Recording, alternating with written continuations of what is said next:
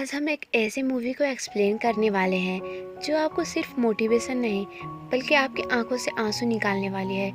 Movie start होते ही हम Louis नाम की एक लड़की को देखते हैं जो एक बेकरी शॉप में काम किया करती थी। भले ही लुइस बड़ी थी, उसके बिहेवियर बिल्कुल भी छोटे बच्चों की तरह थी। वो बेकरी शॉप में काम करते वक्त बच्चों को पेस्ट्रीज फ्री में दे दिया करती थी, जिसकी वजह से उसके बेकरी ऑनर उसे काम से निकाल देते हैं। लुइस बहुत दुखी थी क्योंकि उसके घर में फाइनेंशियल प्रॉब्लम था। उसी के सर पे पूरे घर की जिम्मेदारी थी क्योंकि उसके डैड का भी जॉब नहीं था। वहीं उसका बॉयफ्रेंड जो कि एक एथलीट था, उसे हमेशा उसके साथ रनिंग करने के लिए कहता था, पर लुइस को पता था ये सब करने से उसके प्रॉब्लम्स ख़त्म नहीं होने वाले हैं। एक दिन उसका दोस्त उसे एक जॉब के लिए ऑफ़र करता है। वो उसे बताता है इस काम के लिए उसे प्रोफेशनल डिग्री की भी ज़रूरत नहीं पड़ेगी और साथ ही अच्छा सैलरी भी दिया जाएगा। लुइस को एक अमीर आदमी के घर में किसी किसी का केयर करना था। वो अगले ही दिन तैयार होकर ट्रेनो के घर पहुंचती है जो बहुत अमीर। मिस ट्रेनो अपने बेटे विल के बारे में बताती है जो कि एक बैंकर और स्पोर्ट्समैन था। एक एक्सीडेंट के दौरान उसके पूरे बॉडी पार्ट्स डिफेक्ट हो चुके थे। वो अब व्हीलचेयर के सहारे चलता फिरता था। उस एक्सीडेंट के बाद वो बहुत डिप्रेस हो गया था। वो स्पोर्ट्स में भी बहुत एक्टिव था, पर एक्सीडेंट के बाद उसका करियर ही बिगड़ गया। मिस ट्रेनो लुइस को विल के केयर के लिए उसके रूम में भेजती है, पर विल का कोई भी रिएक्शन नहीं होता है लुइस को देखकर। शाम को लुइस घर आती है और सबको अपनी जॉब की खुशखबरी सुनाती है। एक दिन लुइस नितिन से मुलाकात के लिए जाती है जो कि विल का ट्रेनर था। नितिन लुइस को विल के मेडिसिन का टाइमिंग बताता है। लुइस विल से बातें करने की काफ़ी कोशिश करती है, पर यह सच में बहुत मुश्किल था। विल लुइस से कोई भी बातें नहीं करना चाहता था, बात करने की कोशिश करती थी क्योंकि उसका केयर करना ही उसकी जिम्मेदारी था। लुइस विल के रूम में बहुत सारे फोटोज़ दिखती है जिनमें वो खुश दिख रहा होता है। वो बहुत एडवेंचरियस लाइफ जी रहा था। लुइस को विल की इस हालत को देखकर दुख भी लगता है। विल हर वक्त व्हील चेयर पर बैठे आसमान देखा करता था और अपने पास्ट के लाइफ को याद किया करता था। एक दिन विल से मुलाकात करने के लिए एलिस अपने दोस्त र्यूपैथ के साथ आती है जो विल की एक्स गर्लफ्रेंड रह चुकी है। पर शायद एलिस वहाँ विल को खुश करने के लिए नहीं बल्कि विल के जले हुए घाव पर नमक छिड़कने के लिए आई थी। एलिस विल को बताती है कि कुछ ही दिनों में वो र्यूपैथ से शादी करने वाली है। विल का दिल पूरी तरह से टूट जाता है क्योंकि वो एलिस से बहुत प्यार करता था, पर ऐसे हालात में एलिस ने भी उसे छोड़ दिया। एलिस और र्यूपैथ के जाने के बाद विल वो सारी फोटोज तोड़ने लगता है जो एलिस के साथ उसने खिंचवाए थे। लुइस सब देख रही होती है। वो उन फोटोज को जोड़ने लगती है, जिस पर गुस्सा होकर विल उसे डांटने लगता है और फोटोज को वापस ना जोड़ने को कहता है। तभी एलिस उसे कहती है, मुझे यहाँ तुम्हारे मॉम ने तुम्हारे केयर के लिए रखा है, इसीलिए मुझे अच्छे से तुम्हारा केयर करना है। बेहतर होगा कि तुम अपने एटीट्यूड को थोड़ा डाउन ही रखो। मुझे तुम्हारे घर पे काम करने का कोई शौक भी नहीं है, पर मेरे घर पे मजबूरी होने की वजह से मैं यहाँ काम कर रही हूँ। विल अपने इस बिहेवियर के लिए बिल्कुल भी सॉरी था। विल कुछ देर के बाद लुइस को एक नॉन इंग्लिश मूवी दिखाता है जिसे देखकर लुइस बहुत अच्छा एक्सपीरियंस करती है। ये दोनों को अब बातें करने के लिए अच्छा टॉपिक मिल चुका था। दोनों बातें करने लगते हैं। वहीं विल लुइस को अजीब बातें सुनाकर हंसाने लगती है। विल शायद ही उसके एक्सीडेंट के बाद पहली बार हंसा था। एक दिन डॉक्टर विल को चेकअप करने के लिए आती है। वहीं वो बताती है कि विल का हालत अब और भी खराब हो चुका है। लुइस इस चीज़ पर नितिन से पूछती है, तुम तो विल को हर रोज एक्सरसाइज करवाते हो, पर अभी भी वो क्यों ठीक नहीं हो पा रहा है। नितिन कहता है कि अब विल कभी भी ठीक नहीं हो सकता। उसका बॉडी पूरी तरह से डैमेज हो चुका है। मैं तो बस उसे एक्सरसाइज इसलिए कराता हूँ कि उसे और कोई भी बीमारी ना हो। शाम को विल को घर ले जाया जाता है, पर उसे अभी भी फीवर था, इसीलिए नितिन और लुइस मिलकर उसे पानी पट्टी करते हैं। विल कुछ ही देर में सो जाता है और लुइस तभी विल के पुराने वीडियोस और फोटोज़ देखने लगती है जब वो नॉर्मल लाइफ जी रहा था और लाइफ में बहुत एडवेंचर कर रहा था। तभी विल जग जाता है। वो लुइस से पूछता है, तुम अभी तक घर नहीं गई। लुइस कहती है, आज मैं यहीं रहने वाली हूँ। विल लुइस से कहता है, तुम अपने बारे में भी कुछ बताओ। लुइस कहती है, उसे येलो स्ट्रॉबेरीज बहुत पसंद है। बचपन में उसकी मॉम ने उसे गिफ्ट के तौर पर दिए थे, तभी से वो उसके फेवरेट्स है। कुछ देर में दोनों सो जाते हैं। सुबह जब लुइस व्हील को वॉक के लिए लेकर जाती है, वो उसे बताती है कि उसे आगे बहुत पढ़ने का मन था, पर वो ना पढ़ पाई। और साथ ही वो कहती है, अब जो हुआ सो हुआ, मुझे ये सब याद नहीं करना चाहिए। विल लुइस से कहता है, तुम्हें खुद की भी एक जिंदगी जीनी चाहिए। इस तरह तुम्हें अपने बॉयफ्रेंड और पेरेंट्स के साथ रहकर रिस्ट्रिक्टेड लाइफ नहीं जीना चाहिए। लुइस ये टॉपिक टालते हुए कहती है, तुम्हें सेव की बहुत ज़रूरत है। और इसके बाद लुइस विल के डायरी सेव कर देती है। नितिन हर वक्त लुइस की तारीफ किया करता था, क्योंकि वो विल की बहुत अच्छे से केयर करती थी। एक दिन ऐसी बात सुनती है जिसे सुनकर उसके पैरों तले ज़मीन खिसक जाते हैं। वो विल को अपने मॉम से ये कहते हुए सुन लेती है कि वो कुछ ही दिनों में सुसाइड करने वाला है, क्योंकि डॉक्टर्स का भी कहना था कि विल की हालत बहुत ख़राब हो चुकी है और विल खुद भी ऐसी ज़िंदगी जीना नहीं चाहता था जिसमें वो हर वक्त घर में ही रहे। लुइस ये सब बातें अपनी बहन से शेयर करती है। उसकी बहन उसे कहती है, तुम विल के चॉइस को बदल नहीं सकती, पर उसके हर पल को स्पेशल बना सकती हो।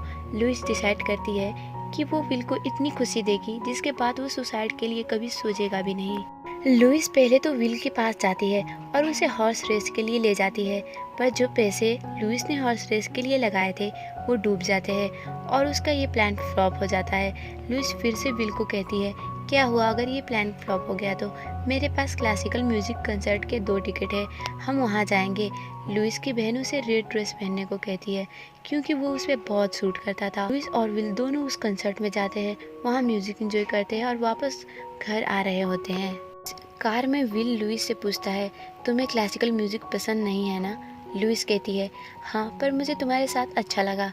लुइस अब कार से विल को उतारने वाली ही थी कि तभी विल कहता है, ये मोमेंट मेरे लिए बहुत स्पेशल है, मुझे इस कार में कुछ देर ठहरने दो।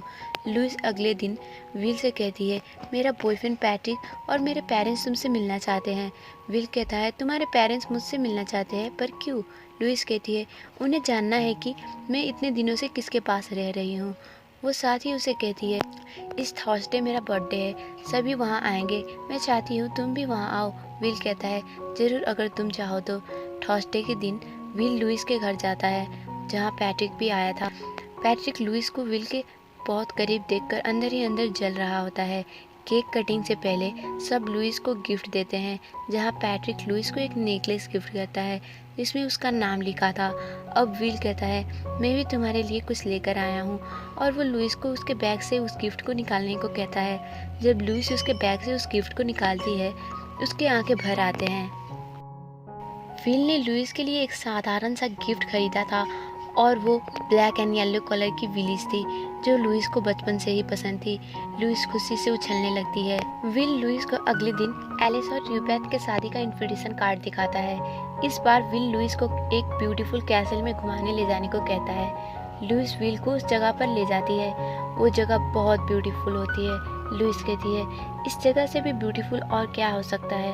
विल कहता है, फ्रांस, पेरिस, पर मैं अब वहाँ कभी भी नहीं जा सकता हूँ। मैं तो डिसेबल हूँ, शायद ये मेरा ड्रीम ही रह जाएगा। कुछ देर के बाद विल लुइस से कहता है, क्या तुम मेरे साथ एलिस के शादी में जाना चाहोगी? लुइस कहती है, ज़रूर अगर तुम चाहो तो।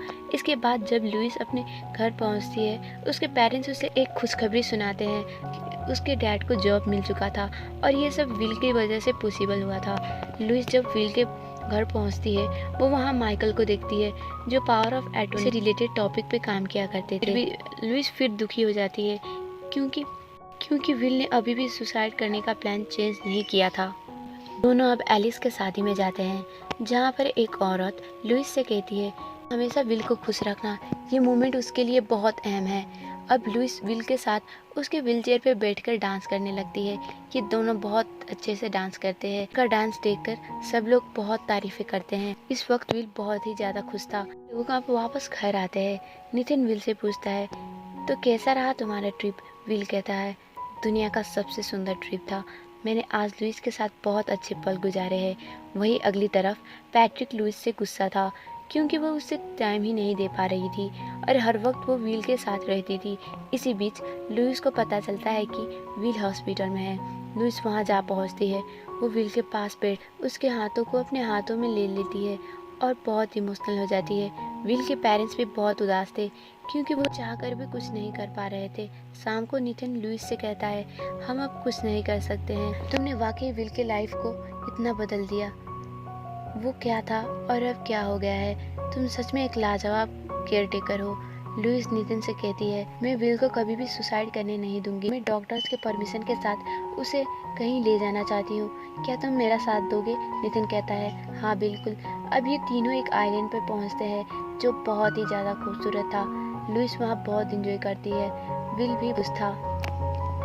लुइस विल के पास जाती है और उसे कहती है, ना हम हमेशा हमेशा के लिए साथ ही रहें, मैं तुम्हारे साथ हर पल गुजारना चाहती हूँ। विल कहता है, मुझे माफ़ करना, मैं डिसेबल हूँ और मैं तुम्हें शायद ही अच्छा केयर दे सकूँ। मैं अपने इस बकवास से लाइफ का हिस्सा तुम्हें बिल्कुल भी नहीं बनाना चाहता हूँ। लुइस उसे बहुत समझाने की कोशिश करती है। विल भी लुइस से बहुत प्यार करता था, पर बेचारा अभी भी लुइस से कहता है वो उसके लिए बिल्कुल भी ठीक नहीं है। लुइस विल को गुस्से में सेल्फिश और बहुत सारी चीज़ कहते हुए वहाँ से चली जाती है। विल उसे रोकने की कोशिश करता है पर वो नहीं मानती। फ्लाइट में फिर भी लुइस विल के ऊपर ब्लैंकेट उड़ा देती है। विल को पिक करने उसके पेरेंट्स आते हैं। वो सभी लॉन्च के लिए साथ जाते हैं, पर तभी लुइस वहाँ से चली जाती है। विल की मॉम लुइस के पीछे जाती है और उसे बुलाती है, पर लुइस उन्हें साफ कह देती है कि उसे उनके पास काम नहीं करना है और अब वो बाकी सैलरी भी नहीं लेगी। ये सुनकर विल की मॉम रोने लगती है क्योंकि उन्हें पता था जो मोमेंट विल ने लुइस के साथ बिताए हैं वो बहुत खुश है और लुइस की वजह से ही विल के लाइफ में इतने चेंजेस आए थे। लुइस वहाँ से अपने घर जाती है और अपने बहन को पकड़कर रोने लगती है। विल उसके लाइफ में एक बच्चे जैसा आया था, बिल्कुल डिसेबल। लुइस विल की लाइफ की पहली ऐसी लड़की थी जिसने विल को डिसेबल देखते हुए भी उससे प्यार किया था। लुइस घर जाकर बहुत रोती है और अपने डैड से कहती है, मैं चाहकर भी विल को चेंज नहीं कर सकी। उसके डैड उसे कहते हैं, विल के साथ अगर कोई भी दूसरी लड़की होती वो उसे ये मोमेंट, ये हैप्पीनेस नहीं दे सकती थी जो तुमने उसे दिया है। लुइस अपने डैड से कहती है, अब मुझे क्या करना चाहिए? उसके डैड कहते हैं, विल से तुम प्यार करती हो और करती रहो, अभी भी देर नहीं हुआ है, तुम जाओ, अभी तुम विल के पास जल्दी जाओ। लुइस विल से मिलने उसके घर पहुंचती है। विल की मॉम लुइस से कहती है, जाओ तुम will say mill low. Louis will के पास जाती है और तभी विल उसे आगे का दरवाज़ा खोलने को कहता है। लुइस विल के साथ लेट जाती है और तभी विल लुइस से कहता है, मेरे पास आओ और पास आओ, मेरे आंखों में देखो, तुम मुझे कभी भी मत भूलना। लुइस कहती है, कभी भी नहीं।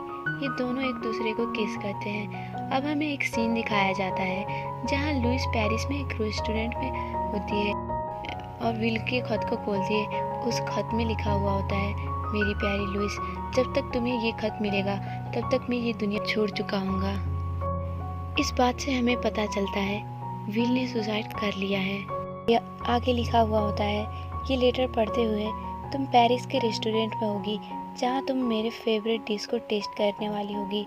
लुइस के आंखों में आंसू भर आते हैं।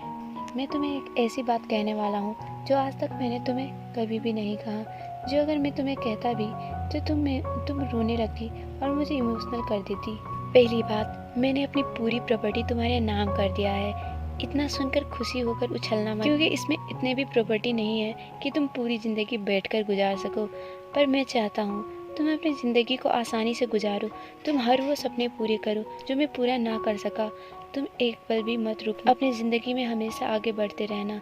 तुम हर वक्त मुझे याद करते दुखी मत होना, अपने सपने के पीछे भागना। मैं हर पल हर वक्त तुम्हारे साथ रहूँगा। ये मूवी यहीं एंड हो जाती है। अगर आप कोई बेहतर मूवी देखने का प्लान कर रहे हैं तो इस मूवी को ज़रूर देखिएगा, क्योंकि इस वीडियो में मैं हर वो फीलिंग, एक्सप्रेशन और प्यार जो लुइस और विल के बीच में था उसे एक्सप्लेन नहीं कर पाई हूँ। ये मूवी को देखने के बाद हमें ये सीख मिलता है कि लाइफ की कोई भी लिमिट्स और बाउंड्रीज नहीं होती है। हमें अपने आप को किसी भी मुसीबतों में भी मुस्कुराते हुए आगे बढ़ना चाहिए।